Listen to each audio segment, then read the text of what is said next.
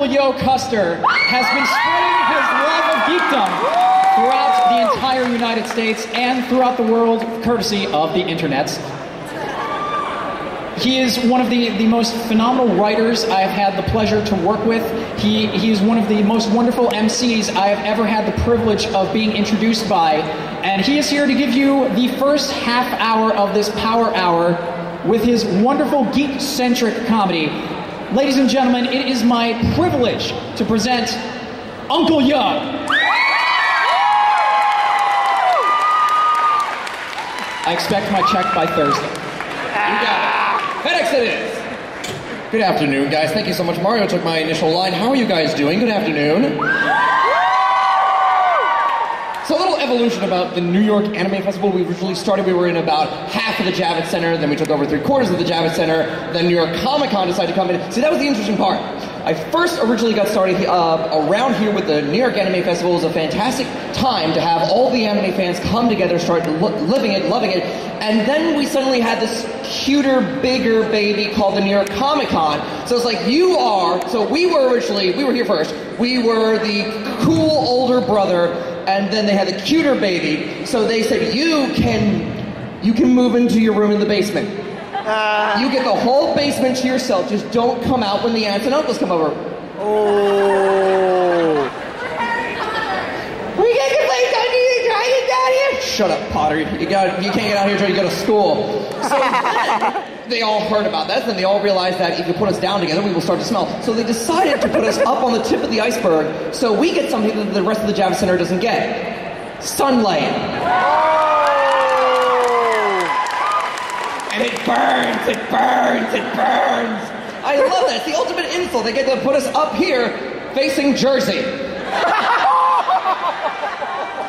To make them jealous of the show they're missing. That's their problem. I love New York. I'm always grateful to be back in New York. I love performing here. I've been living here like the last 3 years. It is personal pride, because this is one of the strangest, geekiest, gayest cities in America, and I'm grateful to live in a time where that is a compliment. I am still proud of New York State for passing gay marriage. I am not nearly as excited as my cousin. She's a freelance wedding planner. She's single-handedly paying back the deficit from the war. The Spanish-American one. We don't pay back wars. We let China pick the bill, like we're just hanging out at a bar. China just keeps slipping us money. Yeah, you just take that one home. You like that girl? All right, you just go over and hang out in her apartment for about 7 years. She'll have fun with that. But what was interesting, right after that got released, we apparently got assaulted by a half-assed Armageddon. We had an earthquake, which was that, and then we got a shower, which was supposed to be really a hurricane. So we're batting down the hatches, we're just expecting all this horror and nothing really happened. So yes, nature and the planet are finally fighting back, because they're angry that we legalized gay marriage, but not really angry enough to do anything about it. It's more like a passive aggression. It's just kind of like, oh, well, yeah. Go up to the attic on the 4th floor. We will need you anyway. But I love New York, and of course, as you guys know, I grew up with almost everything anime. I grew up with everything Japanese. And one of my favorite things of growing up watching Friday nights, back when there was such a thing as the Disney channels, they would actually have the old Godzilla movies, and I loved those. I miss the Godzilla movies. Always wanted, because I juxtapose things that I love with the past and the present, to see Godzilla attack New York again, but without Matthew Broderick to ruin it.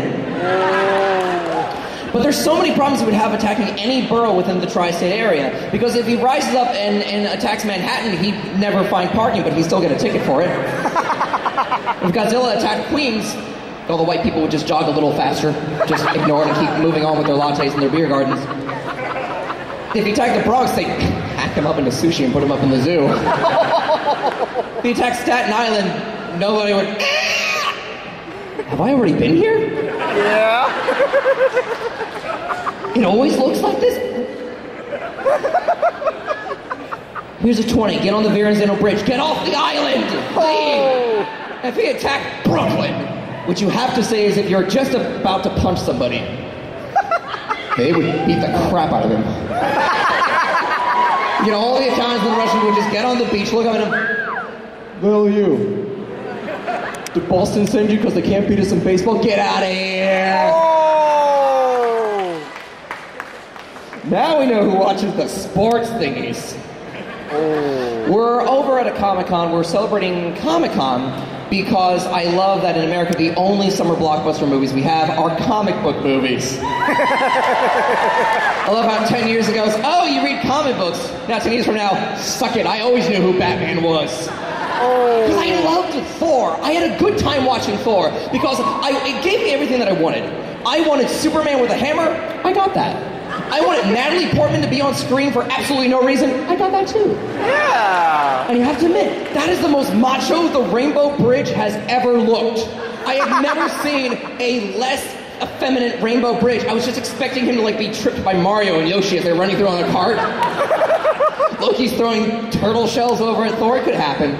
I love when he's taking the hammer to the Rainbow Bridge and you follow the Rainbow Bridge back to the city of Asgard. I was just thinking that like they would get to the end of the bridge and it would be leading into the backside of a light blue Pegasus. Or a cat dressed as a Pop-Tart. Because personally, I would love to see Thor in a chariot driven and piloted by both Rainbow Dash and Nyan Cat. It would be a double rainbow all the way. Oh my thunder god, what does it mean? I have to get off the internet is what that means. I have to leave it alone for a while. It's everywhere. It's haunting us. There we go. Feel a little bit better about that one. I don't want to get all political. You know I try to stay away from it, guys, but there's so much fear and rage and monotony going on because next year they've got the election. We know this because they've been telling us for the last 12 years that we're going to have this election now. And everyone's freaking out. Mitt Romney could be a Mormon. We thought Obama could have been a Muslim. Dudes, with all the Thundercats and the bronies on the internet, I'm more worried about a furry president. You're sitting on the subway, people are just growing out their beards. It's like, the time has come. Vikings are back and they're riding the G line. Correction, they're stopped between two stations on the G line. The G line sucks. Oh. So I don't mean to get political. But a few months ago, when Pokemon Black or White came out, where did you guys go? Did you do black or did you do white? I did both. Okay, some of you are yelling red, which means you're colorblind in a very special way. And back in my day, we played Pokemon Red or Blue, although we were technically, even though we did Pokemon Red or Blue, we were only playing Black or White because those were the only colors your Game Boy could do. Back when a Game Boy was about the size of a PS3, you could beat someone over the head with it and the screen would not crack. The iPhone, if you sneeze on it, oh, shatter. Wow, look at that. Can I still play? Yep, still playing Angry Birds. We're good to go. I love that video games took over. I love that geek culture is pop culture, and they can't deny it because we're shipping it out to other countries. They come here looking for Captain America before they look for John Wayne. Until India tries to do a Bollywood version of it and just destroy it. There's Para, there's Bollywood, and then they'll take something American and they'll ruin it. Anybody hear about the Spider-Man musical? Yeah. Oh. Spider-Man musical written by Bono and U2. Clearly people who have never picked up a comic book. Because the most important character in Spider-Man is not Mary Jane, it's not Venom, it's not Peter Parker. It is the skyline of the city of New York. That is always what has made Marvel Comics spectacular, is how much they view and love this city. But the Spider-Man musical, now, the Green Goblin was in the Spider-Man musical. I have been reading Spider-Man for the last 30 years.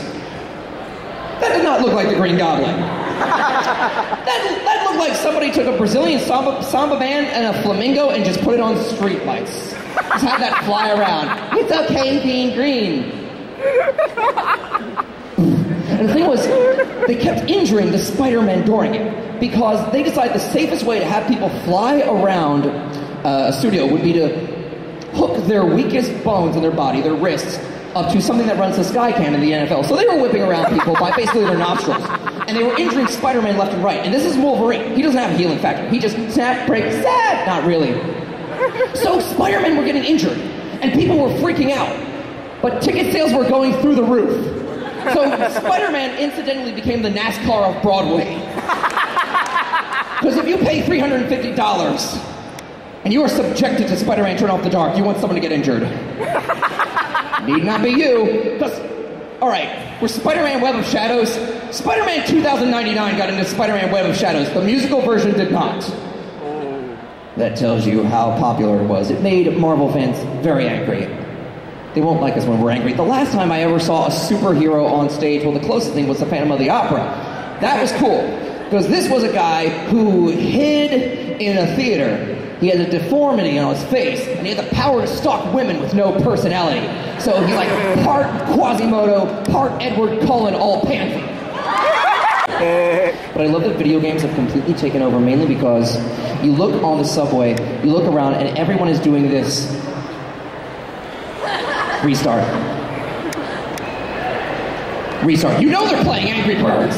Everyone out there with a smartphone has it. I downloaded Google Chrome just because there's free Angry Birds. It's incredible. Everybody else who has a smartphone is busy busting their balls playing Brickbuster on their Blackberries because they don't know any better. Oh. But what I absolutely love about the Angry Birds, you can tell it's a Swedish video game because look at the towers that the pigs are building themselves on. You go, wow, that's really minimalist. That's really cool. It's made of wood and glass and it's going to topple over in like 10 seconds, like everything else from IKEA. Isn't that spectacular? Going back into the Pokemon thing, it's just always fun to watch that world change and yet not evolve because in the Pokemon world, you have monsters. Like Kaiju Big Battle Godzilla would be wrestling these things to death. Monsters. You have sea creatures that can breathe lightning. You have skybirds on fire that can level cities. And they don't send the FBI. They don't send giant robots to deal with them. What do they send? 10-year-old boys. What do they promise them? Buttons, badges. Go out and collect the wildlife. You will be both a Lion Tamer and a Boy Scout, and we'll give you the shiny pin to prove that you've been here. How are we going to make them wander out into the woods and die for us? We'll tell them it's all a game. And this will work. But you gotta think of it, 15 years later, Ash Ketchum is still 10 years old. The boy does not age. No. Time never catches up to him. He's always got two companions. Those balls contain Pikachu, which is enormous, or Snorlax, who's even bigger. The balls have to be bigger on the inside. Which means Ash Ketchum is a Time Lord. Yeah! Anti-aging formula. And they told me specific. When I can.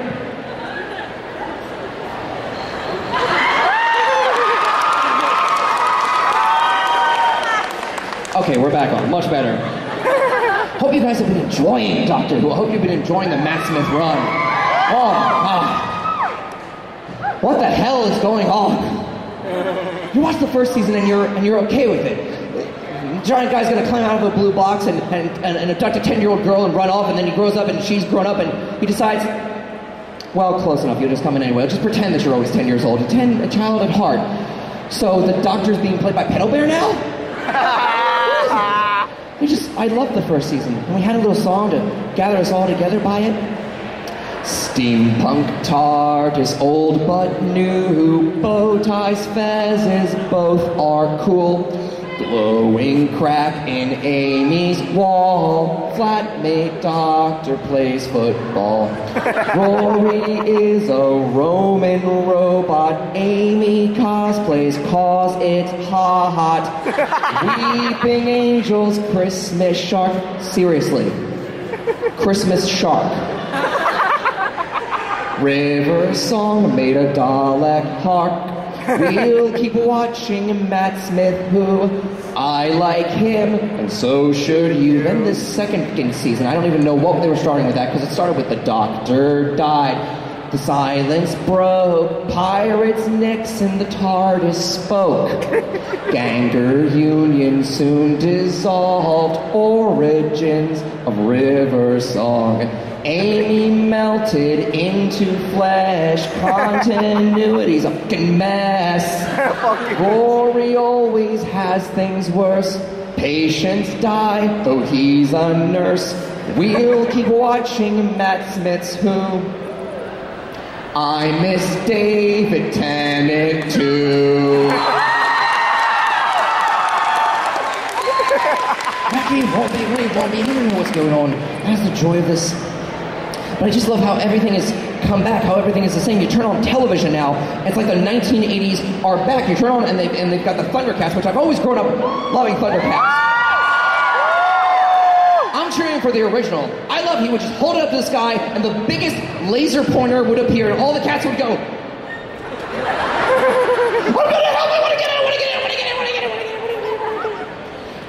now they've just decided, how can we make this better? Let's give them armor and have them fight in space. And it was good. Yeah. The 1980s are back. The ponies are back. Next year they're doing Total Recall. And it throws me out because I used to bartend, and every bartender has a trick to prove who's not really 21. My trick was easy. I didn't want to learn the horoscope of the zodiac. I would just hand someone the drink and say, name 3 Thundercats. And now it's just a giveaway. So it's like, name 3 Jetsons. Oh, they're getting a movie next year. Like, they always run out of it. So my new test is much easier. What are the lyrics to the theme song from Doug? Give yourself time. I'm sure you can do it. Can't name it, too bad. Rugrat, enjoy your Diet Coke. Oh. Well, everything just comes back. You turn on Netflix, it's like Netflix is the new 90s because they have the X-Men cartoon on, they have Star Trek Next Generation. Now you wonder why I was so late getting here. They have all the 90s on Netflix. They have all the 80s are back. And anyone who likes the 80s or remembers it well from nostalgia, you were not listening to the radio, you did not watch Doctor Who. They're painful episodes from the 80s. Does anyone remember when, like, the economy crashed very briefly in the 80s and Nixon was running around trying to get laser scopes from space? No? Good. Enjoy the return of the Thundercats. It's just, we're stuck in this loop. That's why it blew my mind when DC Comics said, we're stopping everything. You got to 935 issues of Action Comics. Stopping it. We're going to start from scratch. 51 brand new comics, starting where we've never gone before, writing teams you've never seen before, characters you've never seen before, wearing the same costumes you've seen every day since the 1940s. What part of that is new? Did we all just suddenly decide everything all is new again? Did we just stop remembering history? Are we going to start building a giant wall to separate East Berlin from West Berlin? Are we going to start building another wall to keep the Mongols out? Do we not remember 20 freaking years ago? Because next year, they're making another Spider-Man, if this is Mom again. Mom! I'm doing a show. I'm doing a show right now. I'm doing this. Don't stop laughing. This is what I did with my college education. You brought me to this. I told you. I wanted Sega Genesis. And now she knows. But next year they're giving us another Spider-Man movie, and it just feels like the freaking idiot producers over in Hollywood, it just feels like they're a bunch of children. Like, what do we remember? Let's do that. We did that. And there's just an executive sitting on it that says, I want Spider-Man! You just had a Spider-Man movie and 2 sequels. Now move on and make an original movie. I want it again! Again! We'll give you a musical. Again! So we're doing that. This is the generation that will see the conclusion of The Simpsons. You will see the end and the relaunch of SpongeBob SquarePants written by the kid who does Axe Cop. I promise you. You will see everything come back within 5 years. We have no sense of culture. We have no sense of timing. It just blows my mind and blows my head and it hurts. And it hurts because America is working on Japanese things and Japanese are working on American projects. And you know there's going to be major translation errors. Yes. Anytime I hear that Japan has acquired the license to do a Japanese version of an American show, you're always like kind of excited and then like, wow, like I'm picking up this girl and walking away from the bar. Next morning, oh, that was a terrible idea. Should have save pointed on that. Because I'll tell you something about Japan. They love American movies. True. But they love panty shots. Hell yeah. Much more. Hell yeah. Much more. Hell yeah. Like, when I saw the first trailer for Madhouse doing a Wolverine anime, I was like, yes, Wolverine. He's been everywhere, left and right. Hugh Jackman, Logan. And we got a tall, scrawny dude with really narrow hips and a mohawk and gray. So like, what went wrong? What? He looks like the first mini douchebag boss from the first Vampire Hunter D movie. What is this? You gotta sit them down and find like, where do the translation errors go? They're like, okay, so Japan, Wolverine. He's a short, stout, wild man from the Canadian wilderness. You try it. Short skirt schoolgirl makes out with wide man. Close. I don't know, he's a mutant. He has claws, the metal bones. He's on the X-Men. You want to make out with your sister? How did you? No! No, Japan, I did not use those words. If you grow up watching anime, you have a very skewed view of what Americans are. You think Americans are basically drop-kicking, punching, rapping cowboys.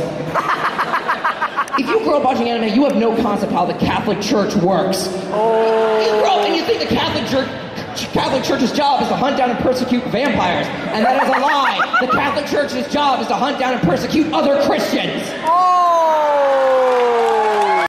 Wake up, pray, feel guilty for wasting the Lord's time. Find your Mormon friend, punch him, feel guilty about wasting his time. Because when they pray something, you don't know where it's going to go. If you give them something, you won't get it back. Not the way you remember it. I know they could do Iron Man, right? Because it's like a little robot. They understand that. But you give them anything else. Say Japan, make an anime about Santa Claus. Now, everyone in this audience has a firm grasp of Santa Claus, right? Nice, happy, jolly, fat guy, wears all red, runs around at night, gives kids toys, bad kids cold, North Pole. You got that. You hand it off to somebody. You hand it off to Japan, and you say, Bones, try this. And they look down, and it gets released. And it's about the North Pole. And up in the North Pole, there's a high school full of angels. And one of the angels, who's 15 years old and yet immortal, has a dream of becoming Japan's best coal miner. But there's an army of demons standing in her way, so she has to pair up with one of her instructors, a surly half-demon named Santa Claus, who wears all this puffy red clothing and has a big fluffy white beard, and they really don't get along with each other from the beginning. She's shooting arrows left and right, they're trying to capture the big Christmas star, and when they finally reach the Christmas star, it shatters into a million shards, so they run around collecting the shards of the sacred Christmas star, attacking Naraku.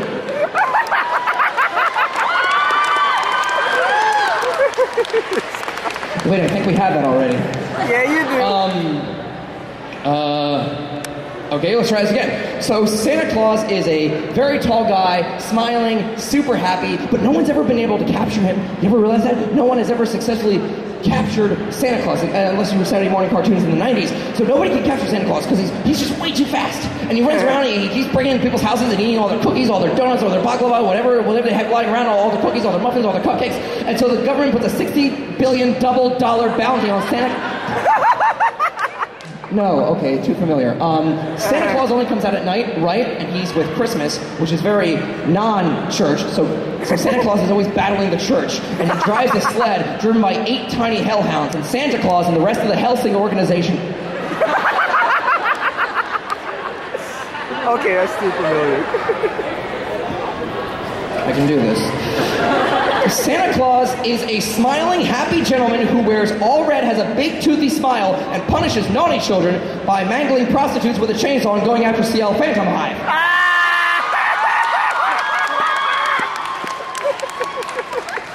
No, that wouldn't work. Santa Claus wouldn't mangle prostitutes with a chainsaw. He'd use a crowbar like a man! Santa is... Okay. Santa is a high school student with a part-time job. He runs around punching bad guys. He puts on a skin-tight red spandex with big white anime eyes, and he's flying through buildings shooting Christmas tinsel from his wrist, beating up bad guys by singing Christmas carols because he's Santa Man. Santa Man does whatever a Santa can. That's how you do it, Bono. Learn from your lesson. Oh, the 80s are back. The 80s are back. I'm actually dog sitting my sister's insane little Chihuahua Wattle breed. I don't know where these new dogs came from. I don't know when we decided as a culture to go from the wolf to this screaming, shrieking puddle of incest called the Chihuahua.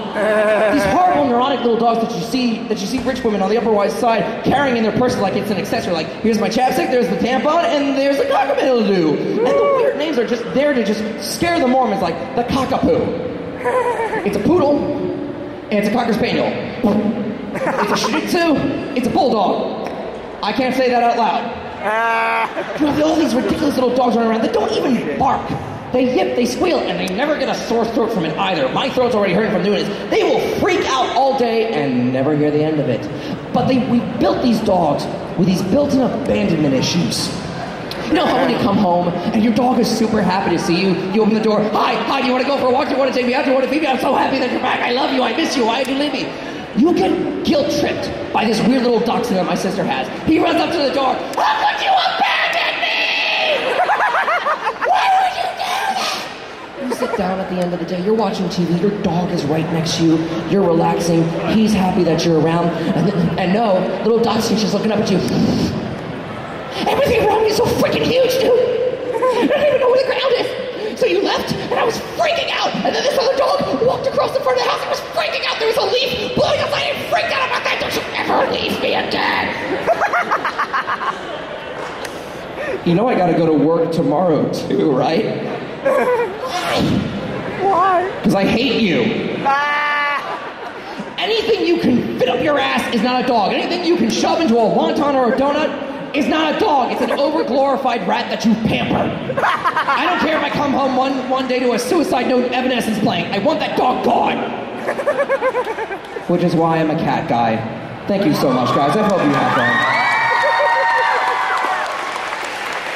I myself, I'm gonna head downstairs. I've got a costume contest to judge. The new CD, Matching Hair Clips, has been released on iTunes. I've got physical copies here. I'd love to sell them to you guys. I'd love to sign them for you guys. We're here all around. We've had the comedy. Now we've had dance. Hope you're happy now. We'd like to bring on the second half of this Yo Bueno Power Hour. Please welcome back to the stage cosplay singing sensation and the only skit worth this year at the Masquerade, I promise you, the halftime show himself, Mr. Mario Bueno.